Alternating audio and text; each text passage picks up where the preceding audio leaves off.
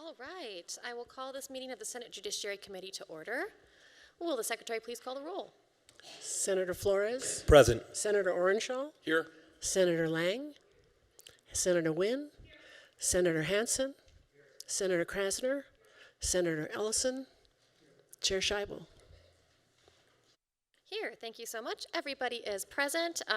Glad to have all of our committee members here, and welcome to everybody else who is present today for our bill hearings this afternoon. As a reminder, please make sure you silence your cell phones, and if you are coming down to present or give comment, the microphone button is on the surface of the table here in the Carson City room, and if you are giving testimony in support, neutral, or opposition to a bill, try to limit it to about 2 minutes, and make sure you give us your name and the spelling before you begin.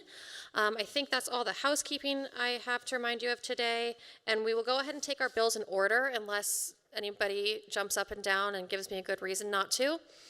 No one's even standing up. So I take that to mean we all want to hear SB 241 first. I will go ahead and open up the hearing on SB 241 and invite our presenters down to the front of the room here. Please go ahead and begin whenever you are ready.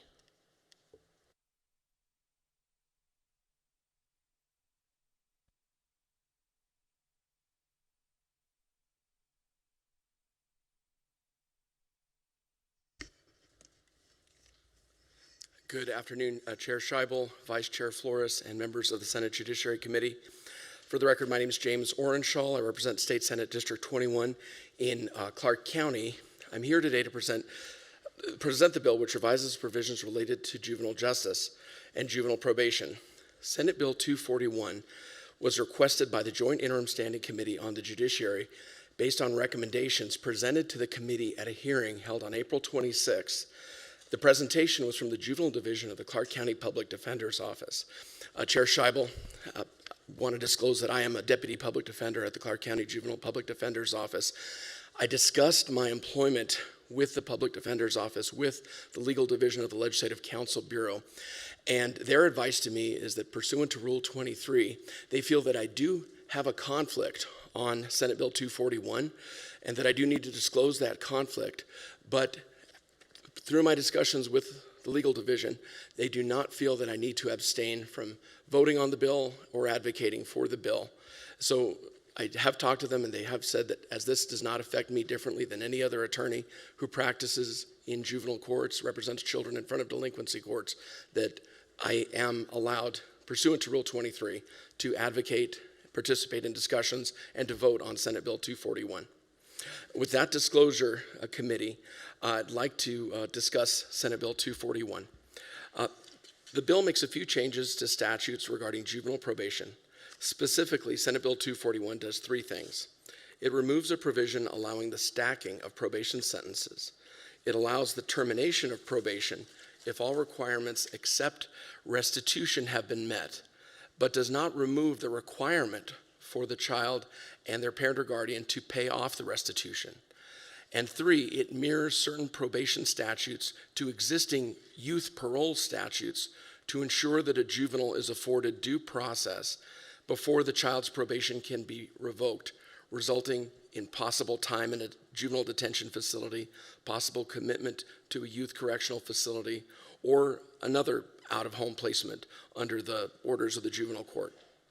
Looking at Senate Bill 241, the deleted language in Section 1 limits juvenile probation to 18 months and limits extensions of the probation to a total of 36 months.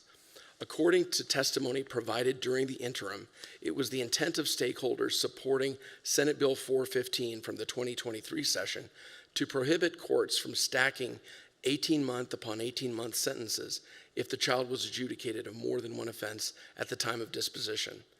This change aligns with the current disposition model in juvenile court, where there is no concurrent or consecutive time sentencing.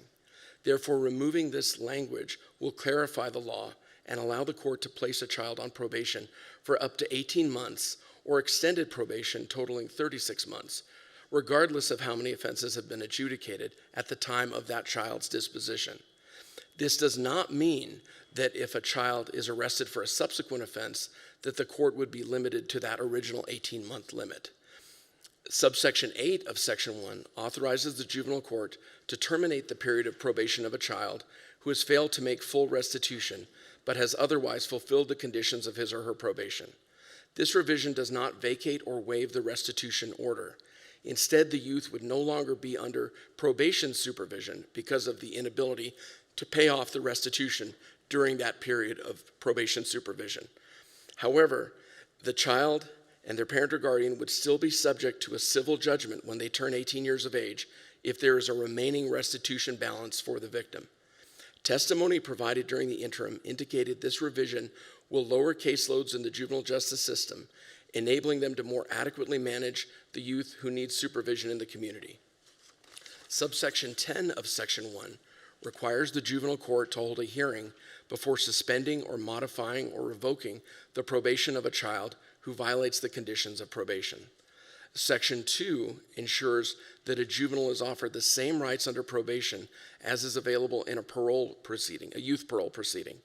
Currently, the youth parole statutes have specific due process provisions related to violations of youth parole, whereas the juvenile probation statutes are silent.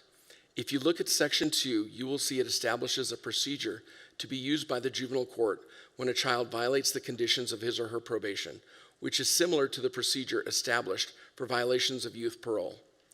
Essentially, Section 2 requires the juvenile court to hold a hearing before ordering a child who violates the conditions of his or her juvenile probation to be placed in a facility for the detention of children or a county jail if that child is now 18 years of age or older, thereby ensuring the child's due process rights.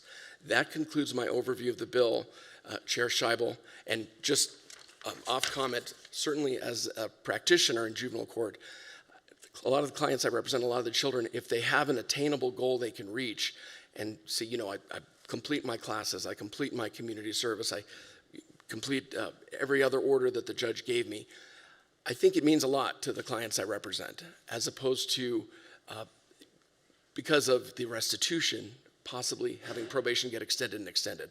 This doesn't mean that the juvenile court will lose jurisdiction over that restitution and there's not a chance that the victim will be made whole. That would still be available, but I think it would give children in the juvenile delinquency system a realistic goal of trying to get all their orders done, stay out of trouble, and even if the restitution cannot be paid off during that period, it'd still be under the jurisdiction of the juvenile court. It's still a court order, but the probation could end at that goal. And with your permission, Chair Scheibel, I believe we've got Jennifer Fraser, who is actually my team chief at the Juvenile Public Defender's Office in Clark County. She's down in Las Vegas. I think she had some comments about the bill and spoke to your interim committee during the interim. And then I'm happy to answer any questions.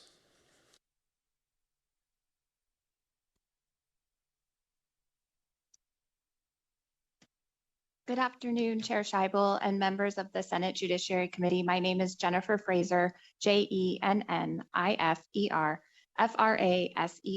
and I'm honored to be co-presenting with my PD colleague, Senator Orenshaw.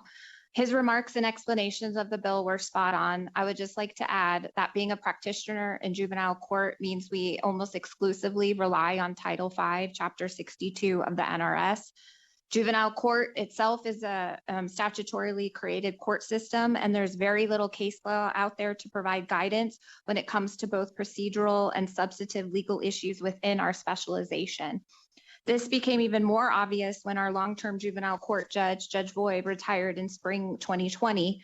We've had several different judges assigned to the Juvenile Division of Family Court since that time, and that has been the impetus behind looking to our statutes to fill in gaps and ensure procedures are consistent and fair for our youth throughout Nevada.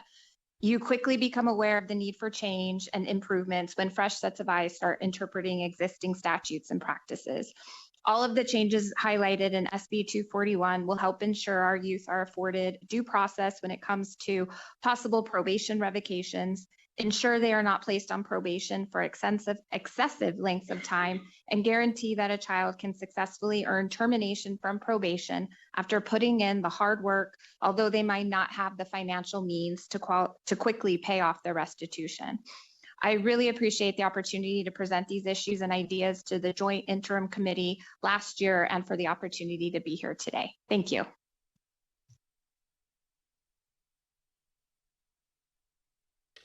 All right, thank you both so much for your presentations. I'll turn it over to the committee for any questions at this time. We'll start with Senator Ellison. Thank you, Madam Chair. I do have one. Can you go back to stacking of events, like if a juvenile he's got charged for several different counts, you call stacking, is that correct? And out of that stacking, does any of them go away while he's taking and doing his restitution or whatever, being incarcerated? Does any of that stuff go away, or does it keep going up? Because it looks like to me there's more than one crime. Through you, Chair Scheibel, to Senator Ellison. Oh, thank you. Senator Ellison, what I believe Senate Bill 241 is trying to ensure is that if a child is arrested or cited and ends up in the juvenile delinquency system, that the goals of Senate Bill 415 of last session, that a period of juvenile probation be no longer than 18 months with that possible extension to 36 months, be for that judgment that comes, regardless of whether maybe there's 2 counts that the child admits to. Nothing in Senate Bill 241 would prohibit a new imposition of probation and a new period if there's a new offense. So what this bill is just trying to clarify, that if, let's say, a child is found in a stolen car, and maybe they also had graffiti implements on them at the time that they were in the stolen car, and let's say they take a plea deal where they admit to possession of a stolen vehicle and possession of graffiti implements, that the goal of Senate Bill 415 of last session, that 18 months with that possible extension to 36 months be honored, that it's not going to be 18 months for each, that we're not going to stack a sentence or have it run consecutive like in the adult system. Again, if that child is placed on probation, the child who was caught in the stolen car and has the graffiti implements on them, and then, God forbid, a month later picks up a new case, a new juvenile delinquency case, and then is adjudicated delinquent child, that wouldn't prohibit the court from then imposing a new sentence of probation. This is just trying, I believe, to clarify the intent of Senate Bill 415 of last session. Thank you, Madam Chair. I was just getting clarification to make sure that was the intent, so I thank you. Thank you, Senator Ellison. Go ahead, Senator Hansen. Thanks, Chair. Actually, it was for legal, but Brad's not here today. What's the ages here? If you're 18, you're an adult. I know there's some weird carve-outs sometimes for 19 and stuff being defined as children. What are we looking at here? Thank you, Senator Hansen. For the delinquent offenses, for a child to be charged with a delinquency offense, except for some offenses that are reserved to the jurisdiction of the adult courts and very serious offenses, it's 18. However, under Nevada revised statutes, the juvenile court retains jurisdiction until a child's 21st birthday. So that here with the issue of restitution, let's say a 17-and-a-half-year-old child steals your car and there's damage to the car, and they're caught, and let's say they enter a plea deal, they admit to stealing your car, and the juvenile judge places them on 18 months of probation. Here, under Senate Bill 241 as proposed, if, let's say, they can only make $25 a month payments towards paying off the damage to your car, let's say your car was also in a car accident, the court would still retain jurisdiction until that child's 21st birthday. And as the 21st birthday approaches, we have an existing statute, and it is at 62B.420 regarding civil judgments. And that is where if it looks like there's no chance the child's going to get the restitution paid off, let's say it's $5,000 to fix your car, and all they've been able to pay off is $400. The juvenile court can issue a civil judgment against the child and their parent or guardian to try to make sure that you're made whole even into their adult years.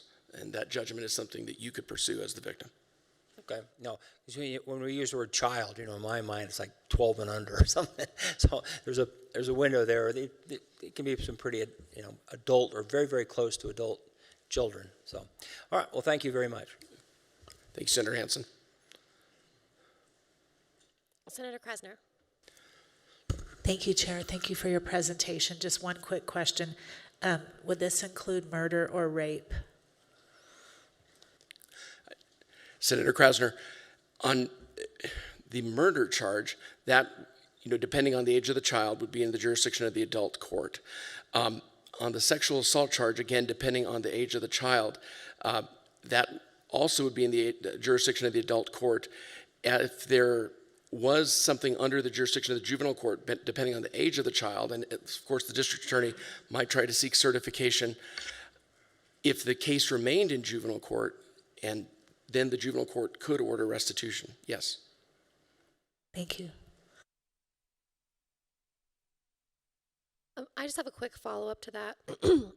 This affects juveniles who are placed on probation, correct? That's correct, Your Chair, or youth parole as well. So it would be a pretty unusual circumstance where you have a child convicted of murder, placed on probation, who is completed their restitution or hasn't completed restitution. That's the only thing keeping them on probation. I mean, I can't really think of a fact pattern that would lead to that result. Thankfully, it is very unusual to have that in juvenile court. Okay. Usually, depending on the age of the child, the adult court will take jurisdiction, the criminal court, on those kinds of cases. Got it. Thank you. We've inspired Senator Ellison with a follow-up. Go ahead. Thank you, because both of them turned on my light. But wouldn't rape be considered as adult crime, just like murder or attempted murder or something like this? Thank you, Senator Ellison. When we get to very serious crimes like that, certainly in many cases, the state can seek certification of the child. And if the case is kept in juvenile court, which depends on factors such as age of the child, whether the certification, if there is a certification proceeding, whether that moved the case to adult court or not, then there are some cases where that would stay in the jurisdiction of the juvenile court. Okay. To me, that's an heinous crime that should be treated as an adult, And then the other thing you said, and I couldn't understand that, but I thought you said, and restitution. How can you restitution on rape, Was I misunderstanding that when you... Again, here, usually the orders I see for restitution, James Orenshall for the record, usually are for property damage. Sometimes, I think that I've seen clients where there are claims for counseling, therapy. Those are more rare. Usually the claims I've seen for restitution have to do with claims of property damage, like damage to a car, damage to something tangible where there's a way to get a quote on repairing it. Of course, and I think we've gotten a little bit off course here, so I just want to make sure that we're all on the same page about what this bill does and what this bill doesn't do, because we have a complex system where we charge juveniles with criminal offenses or offenses that would be considered criminal if an adult did them, but they're a civil proceeding in juvenile court. We have a process to certify juveniles up to the district court to treat them as adults. In that certification process, the nature of the crime is one factor in whether or not the case gets referred from juvenile court up to the adult district court. And this bill does nothing to change the certification process. It's not going to change how we treat children who are accused of rape or murder. This is simply going to make a change for those juveniles who are kept in juvenile court and are on probation and paying restitution. So both of those things have to be true for this bill to apply.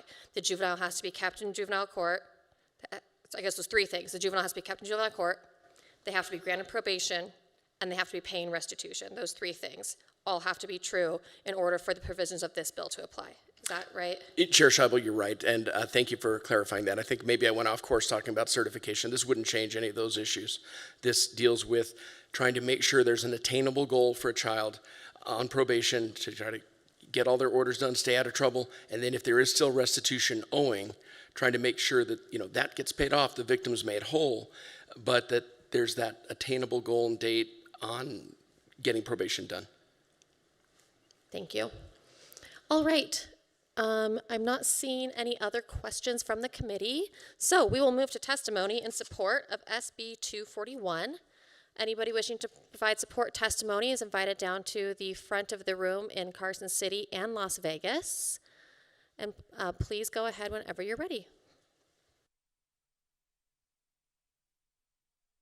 Good afternoon, Chair Scheibel and members of the Senate Judiciary. I'm Bridget Duffy, Brigid, Duffy, Assistant District Attorney from the Juvenile Division in the Clark County District Attorney's Office. And I know, surprise, my very first testimony in front of you is supporting a bill brought by the public defenders. And so the reason that is because my partner in Clark County, Jen Frazier, on the public defender side, she was great in meeting with us immediately when the bill came out, talking about the intent of what was, what the public defenders were looking at during the interim, agreeing to language, getting it amended, and bringing it here today. All timely so that we didn't have to waste any of your time saying we still needed to work on the language. So we are here in support. We think it covers the intent. We worked really hard on this bill 2 sessions ago to agree, and this is just a little fix that needed to be done. So thank you very much. Thank you, Chair and committee members. My name is Nick Shepak, Nickshepak. I am the Nevada State Director of the Fines and Fees Justice Center. We are here in strong support of this piece of legislation.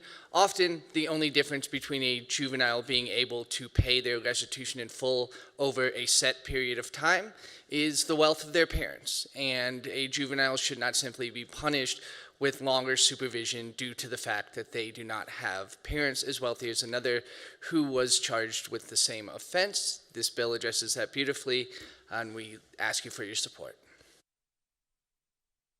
Angela Knott from the Washoe County Public Defender's Office, ANGELAKNOTT. We fully support this bill, and we urge you to vote in favor. Thank you. Paloma Guerrero, Paloma Guerrero. On behalf of the Clark County Public Defender's Office, we support this bill. Thank you. Jonathan Norman, JONATHAN, NORMAN, Nevada Coalition of Legal Service Providers. We have a lot of kids that are dual ward kids, so they're in foster care and juvenile justice. I'm not going to say any of the substantive things any better than the public defenders did, so we support. Thank you.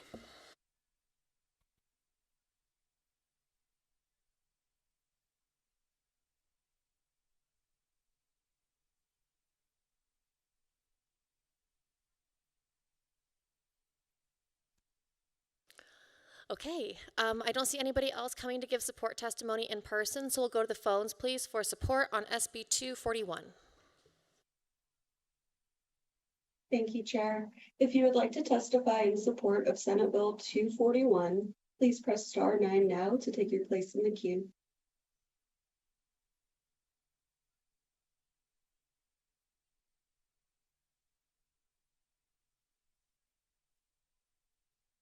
Chair, the public line is open and working. However, there are no callers wishing to testify in support at this time. All right, then we will go to testimony in opposition to SB 241. Anybody wishing to testify in opposition is invited to do so now. I don't see anybody coming forward in person, so we will go to the phones, please, for opposition on SB 241. Thank you, Chair. If you would like to testify in opposition to Senate Bill 241, please press *9 now to take your place in the queue.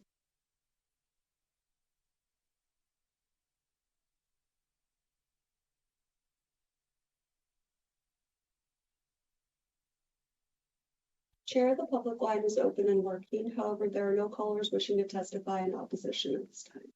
All right, then we'll go to neutral testimony on SB 241. Anybody wishing to do so in person is invited to do so now, but I don't see anybody coming to the front in either location, so we will go to the phones for testimony in neutral. Thank you, Chair. If you would like to testify in neutral for Senate Bill 241, please press *9 now to take your place in the queue.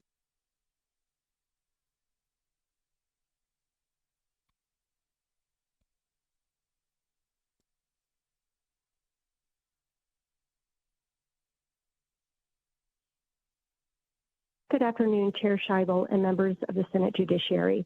My name is Elizabeth Flores, ELIZABETH and I am the Director of the Washoe County Department of Juvenile Services. I am currently calling in the neutral position, but hope to shift to the support position with continued work with the bill sponsor and the Clark County Public Defender's Office. Thank you for the opportunity to weigh in.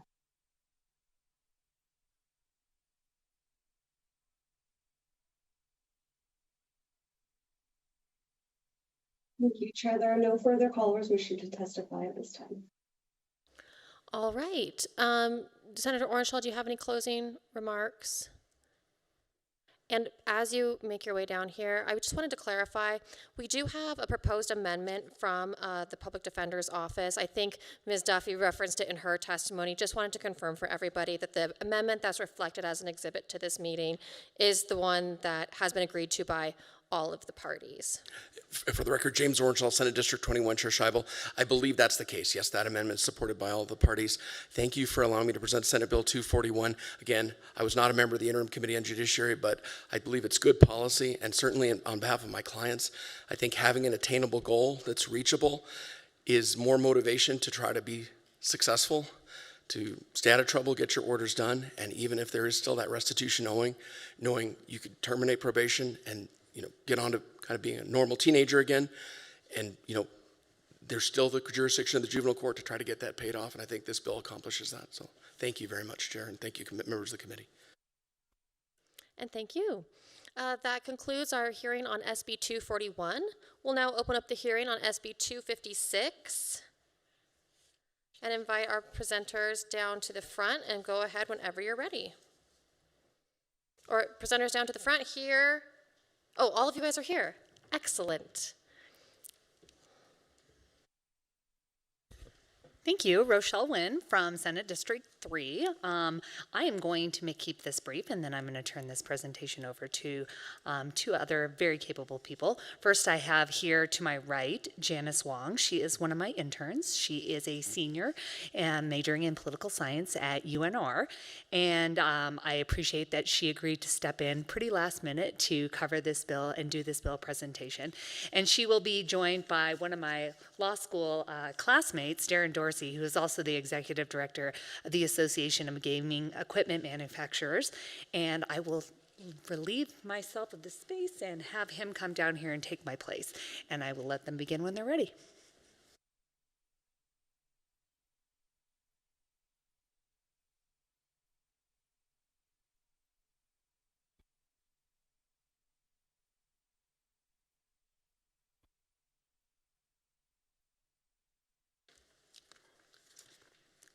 Good afternoon, Chair Scheibel and members of the committee. For the record, my name is Janice Wong, J-N-I-C-E-W-O-N-G, and I am the Nevada Legislative Intern for Senator Rochelle Wynn. I'm honored to have the opportunity to present to you all today. I want to discuss an important step forward in ensuring fairness and integrity in Nevada's gaming industry, holding online gaming apps accountable for illegal gaming activities. This is a crucial issue that affects not only the credibility of our gaming regulations, but also consumer protections and state revenues. As you all know, Nevada has strict gaming laws designed to maintain a fair and regulated industry. However, with the rise of online gaming apps, we've seen an increasing number of unlicensed platforms operating in the shadows, accepting illegal wagers, engaging in fraudulent practices, and profiting outside the bounds of our regulatory framework. These bad actors not only undermine our legal gaming industry, but also put consumers at risk. SB 256 directly targets illegal online gaming operations by implementing stronger penalties and financial consequences. It does three key things. First, this bill mandates the disgorgement of profits. Any online gaming app or operator found guilty of illegal gaming activities must forfeit all profits, gross receipts, and benefits obtained from these activities. That money will go directly into the state general fund. Second, it increases criminal penalties. The bill increases fines and turns some offenses from misdemeanors into felonies, meaning serious legal consequences for violators. Third, this bill extends liability beyond state borders. Even if an illegal gaming app operates outside of Nevada, it can still be prosecuted if it takes bets from people within the state. This isn't about stopping online gaming. It's about making sure it's done legally and fairly. Licensed gaming businesses follow the rules, pay taxes, and protect players. Illegal apps don't. This bill ensures everyone plays by the same rules. Accountability is important. If an online gaming app engages in illegal activity, it should not be allowed to profit from it. This bill sends a clear message. If you operate illegally, you will be held accountable. By enforcing these rules, we protect Nevada's gaming industry and the people who use it. Thank you. Good afternoon, Chair Scheibel and members of the Senate Judiciary Committee. For the record, I'm Darren Dorsey, last name Dorsey, and I'm the President and CEO of the Association of Gaming Equipment Manufacturers, or AGEM, that acronym. For those of you who may not know, AGEM is a nonprofit international trade association representing manufacturers and suppliers of electronic gaming devices, systems, table games, key components, and support products for the gaming industry. While AGEM is headquartered in Las Vegas and makes its home in Nevada, its members represent the entire global gaming supplier sector that supplies gaming technology in all regulated and authorized gambling markets around the world. AGEM appreciates Senator Nguyen sponsoring SB 256, and I'm happy to be here on this bill alongside her and Janice. AGEM and its members have a long history of supporting efforts to combat illegal and unlicensed gaming in this state, as well as every other commercial and tribal gaming jurisdiction across the United States and in those regulated markets around the world. There are a significant number of large-scale operations of various types of illegal gaming sites, whether illegal sweepstakes or other forms of gambling activities, that continue to proliferate in states and countries.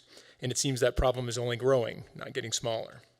AGEM and its members are proud participants in the regulated and licensed gaming frameworks that our public policies, laws, and regulations provide for, and applaud and support legislation in several states across the country that combat these illegal gaming activities.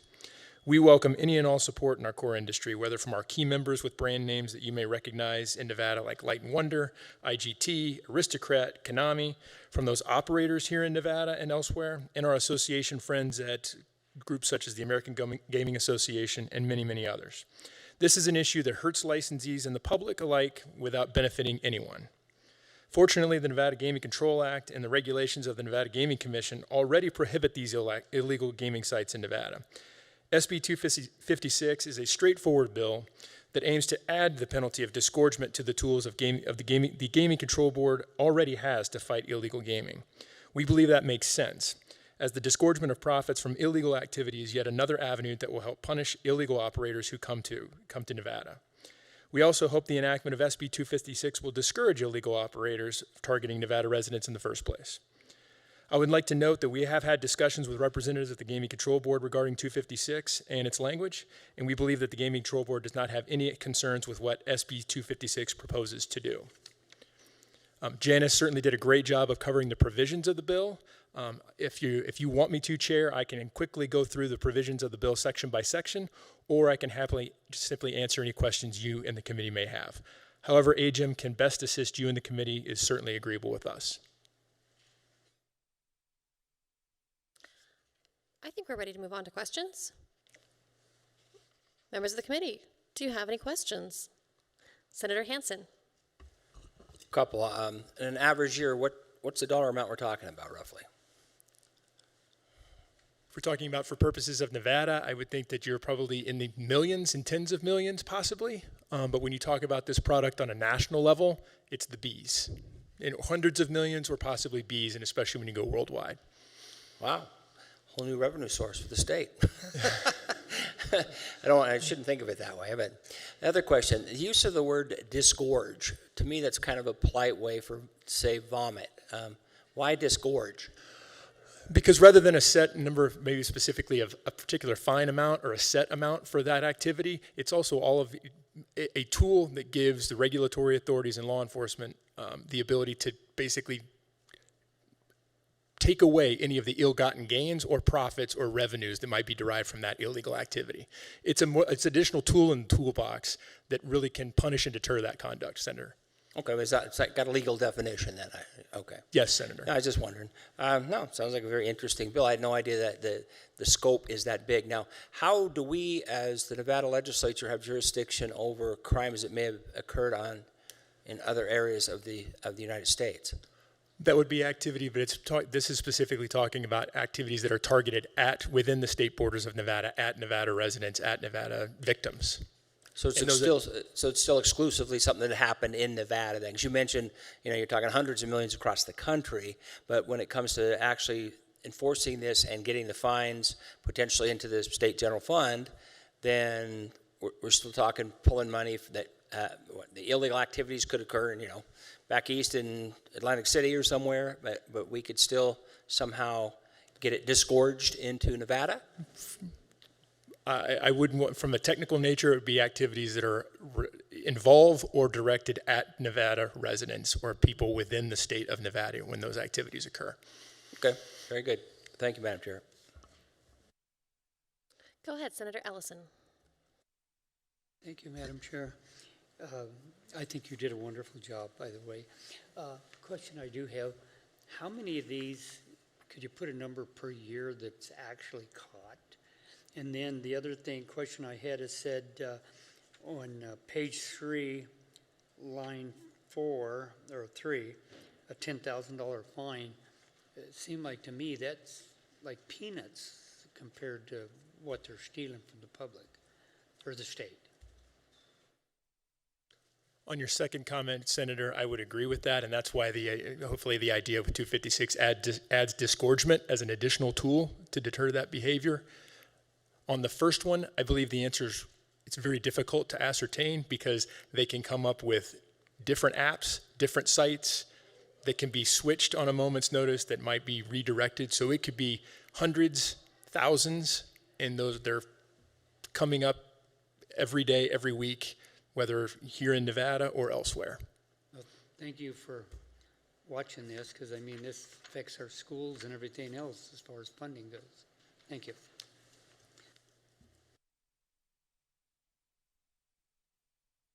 Senator Orenshaw.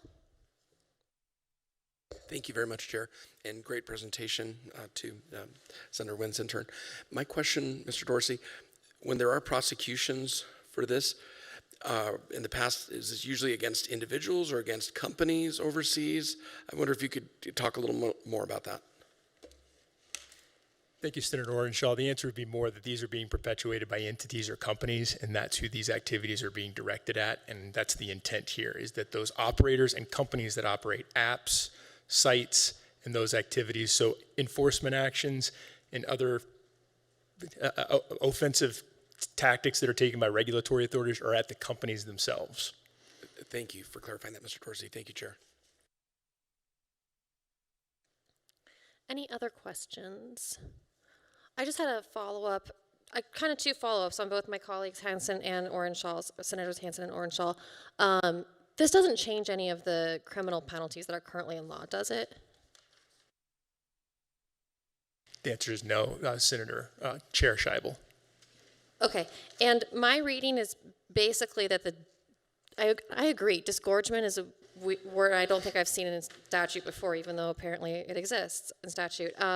I read it kind of like you have to pay back the ill-gotten gains. Am I understanding that correctly? That can be one way to look at it, but if maybe a parallel is something that are SEC enforcement actions and other things, that term is about lost profits, lost benefit. It's making someone pay back the ill-gotten gains, in theory, as a tool for that activity. So in a way, it's kind of like restitution that makes a victim whole. In a way, yes. Wouldn't disagree with that. Okay, great. I just want to make sure that I'm understanding this this bill, and I appreciate your presentation. I think those are all the questions that we have for you today. So unless there's anybody else who's going to give comments before we move to testimony, we will move to testimony in support of SB 256. Come on down to the front to give in-person testimony in Carson City and Las Vegas. We will start in Carson City.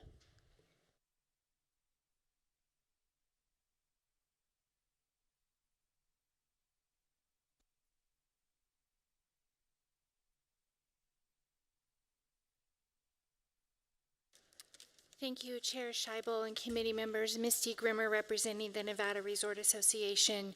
I will be brief because the presentations and the questions from the committee, I believe, made the intent of the bill very clear. First of all, we want to appreciate Senator Wynn and Ms. Wong and Mr. Dorsey for bringing this bill and doing the work on this bill. As they mentioned, the illegal sweepstakes industry is alive and well, and we need to work against that. This bill will create the disincentive for that industry to thrive, and so we are in support. Thank you.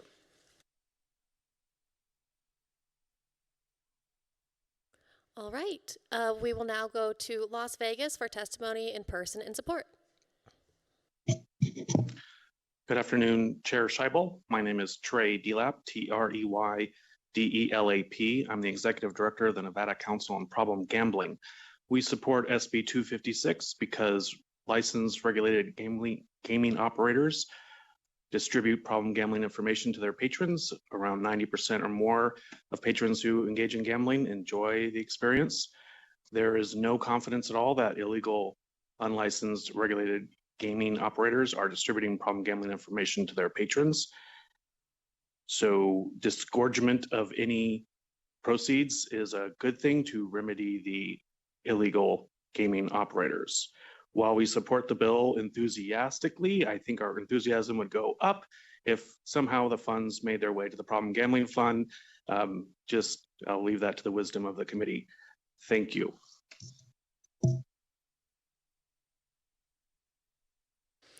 All right, I don't see anybody else coming to give support testimony in person, so we'll go to the phones, please, for support testimony on SB 256.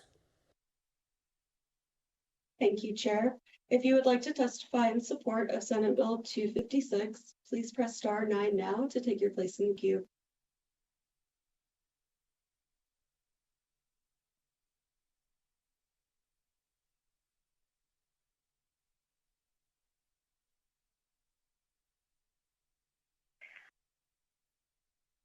Good afternoon, Chair Scheibel and members of the committee. For the record, my name is Taylor Avery, and I'm the Manager of Government Affairs for the Vegas Chamber. The Chamber is in support of SB 256, requiring illegally obtained gaming wins to be disgorged and sent to the state general fund, ensures those who break the law don't benefit from doing so. This bill aims to curb questionable so-called sweepstakes casinos, which pose a threat to consumers and the legal gaming industry. Those operations, which operate in a legal gray area, deprive states of tax revenue, an outcome untenable for Nevada and its future. This legislation will ensure those who gamble with state gaming law lose big. We'd like to thank the bill sponsor for bringing this bill forward and thank members of the committee for their consideration. Thank you.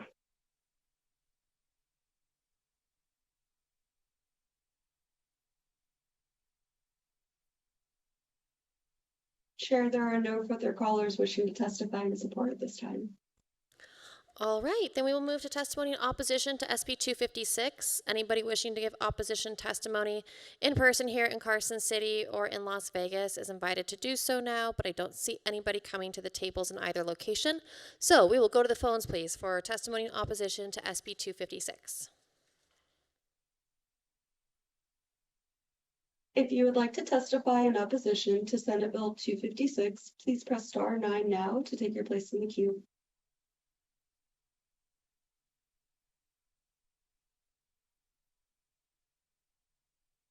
Chair, the public line is open and working. However, there are no callers wishing to testify in opposition at this time. All right, then we will go to neutral testimony on SB 256. I see we have some neutral testimony in Carson City. We'll start here with you. Good afternoon, Chair Scheibel, members of the committee. For the record, my name is Sebastian Ross, ROSS, Senior Policy Counsel with the Nevada Gaming Control Board. The board would like to acknowledge the bill sponsor and the stakeholders for their efforts in trying to protect Nevada's gaming industry. In the event that we could furnish the committee with any information, the board would be happy to do so. Thank you.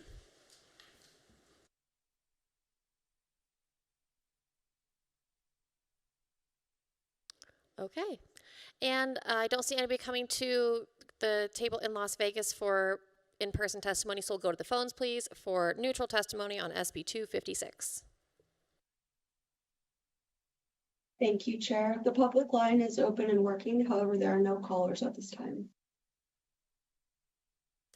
All right, then we will, unless there are any closing remarks, we'll close the hearing on SB 256. And I think that brings us to the last item on our agenda for today, which is public comment. Anybody wishing to give public comment in person is invited to do so. I don't see anybody coming forward in person in Carson City or Las Vegas, so we'll go to the phones, please, for public comment.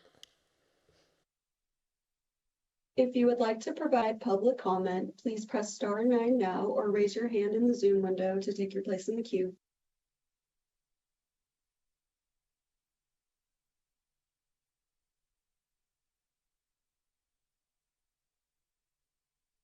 Thank you, Chair. The public line is open and working. However, there are no callers wishing to provide public comment.